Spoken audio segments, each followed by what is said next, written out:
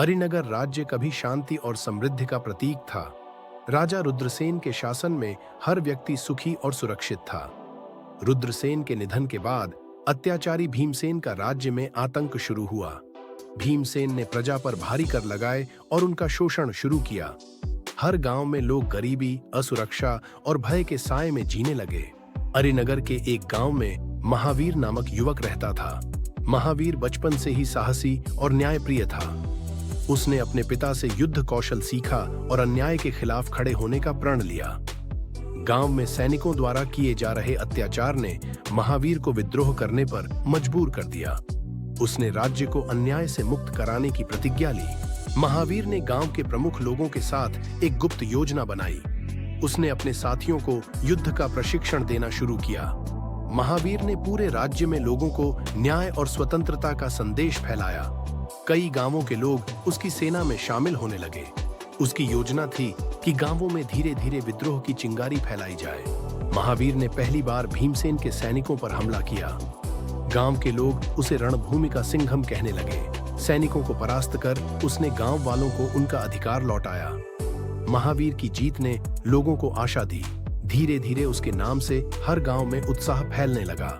महावीर की पहली जीत ने पूरे अरिनगर में उत्साह की लहर फैलाई। लोग अब उसे एक नायक मानने लगे थे। महावीर ने अपने साथियों को न्याय और धर्म का महत्व समझाया। गांवों में उसकी सेना को सुरक्षा देने का कार्य जारी रहा। विद्रोह की ज्वाला अब पूरे राज्य में फैलने लगी। भीमसेन की बौखलाहट बढ़ती जा रही थी। उसने अपनी सबसे बड़ी टुकड़ी विशाल सेना को भेजा। महावीर के बारे में जानकर भीमसेन ने प्रतिशोध की योजना बनाई। उसे यकीन था कि वह महावीर को आसानी से नष्ट कर देगा। भीमसेन के खौफ से उसकी सेना तैयार हो गई। महावीर ने महल की ओर कूच करने का निर्णय लिया। यात्रा में लोग उसकी सेना में शामिल होते गए। हर गांव में महावीर की विजय की कहानियां फैलने लगी। महावीर की सेना ने भीमसेन की सेना का सामना किया। उनकी रणनीति और साहस ने उन्हें मजबूत बनाया। महावीर और उसकी सेना ने महल के द्वार तक पहुंचने में सफलता प्राप्त की। गार्ड्स ने उन्हें रोकने की कोशिश की। महावीर की वीरता ने दुश्मनों को चकित कर दिया। वह अकेले कई सैनिकों से भिड़ गया। महल के अंदर प्रवेश करने का रास्ता बना लिया गया। भीमसेन ने महल के भीतर अपने सैनिकों को संगठित किया। दोनों योद्धाओं के बीच भयंकर युद्ध छिड़ गया। महावीर ने अपने बल और रणनीति का उपयोग किया। यह लड़ाई अन्याय के खिलाफ एक प्रतीक बन गई। महावीर ने भीमसेन को कमजोर कर दिया। महावीर ने भीमसेन को परास्त किया। राज्य में शांति का माहौल छा गया। महावीर ने प्रजा को एकत्रित किया।